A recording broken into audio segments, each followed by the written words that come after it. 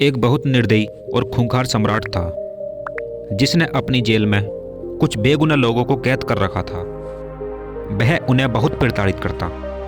उस सम्राट का इतना ज़्यादा खौफ था कि पड़ोसी देश के राजा भी उससे बहुत डरते थे। कोई भी उसके फैसले के खिलाफ आवाज़ नहीं उठाता।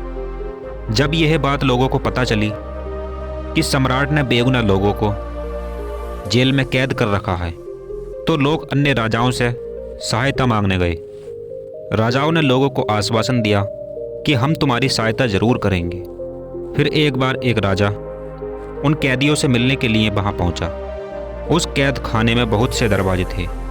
एक दरवाज़ा खुला रहता, बाकी सब बंद रहते। जब वह राजा उनसे मिला तो उसने देखा कि सम्राट ने जिन लोगों को कैद कर रखा है वह कितने दुखी हैं। इन्हें समय पर खाना भी नहीं मिलता है। उसने सम्राट के मंत्री से बात करके उन्हें अच्छा खाना देने के लिए कहा। उस राजा ने मंत्री को कुछ रुपए दिए और वह वापस आ गया। फिर एक अन्य कोई राजा उनसे मिलने गया। उसने देखा इनके कपड़े फटे पुराने हैं, इन्हें सर्दी लगती होगी। उसने भी सम्राट के मंत्री को कुछ रुपए देकर उनके कपड़ों की व्यवस्था करवा दी और वह भी लौट आया। एक और राजा उनसे मिलने के लिए गया। उसने देखा कि यह सब काल कोठरी में रहते हैं, इसमें अंधेरा है और साफ सफाई भी नहीं है। वह मंत्री से मिलकर उन्हें एक साफ सुथरे कमरों में रहने की व्यवस्था करवा दी और वह भी उन पर उपकार करके वापस आ गया। फिर एक अन्य कोई राजा उनसे मिलने गया। उसने उस कैद खाने को ठीक तरह से देख लिया था। वह जब उन लोगों से मिला तो उसने लोगों को बताया कि पीछे वाला दरवाज़ा खुला है, जाओ निकल जाओ। उसने सबको पीछे वाले दरवाजे से निकाल दिया।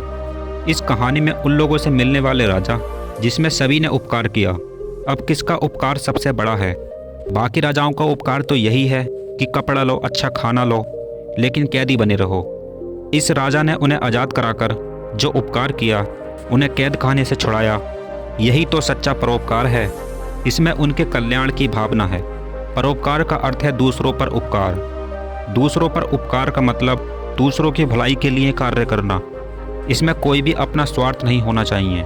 इस कहानी से यह सीख लेनी चाहिए कि अपने जीवन में ऐसे बहुत से स्वार्थी लोग आते हैं जो हमें अपने स्वार्थ की खातिर गुलाम बना लेते हैं। वो आपको सपने दिखाते हैं कि हम ऐसा कर देंगे, आपको बहुत लालच देकर फंसा देते हैं और आप उनके चक्कर में फंस जाते हो। फिर चाहे आपका भला हो या ना हो, लेकिन उनका हमेशा होता रहेगा। तो ज़रूरत है लोगों को पहचानने की, नहीं तो आप हमेशा गुलाम ही बने रहोगे। और जिन्हें आप परोपकारी मानते हो वो तो हमेशा यही चाहेंगे कि आप गुलाम ही रहो। अगर आप गुलाम रहोगे तभी तो वो राजा बने रहेंगे।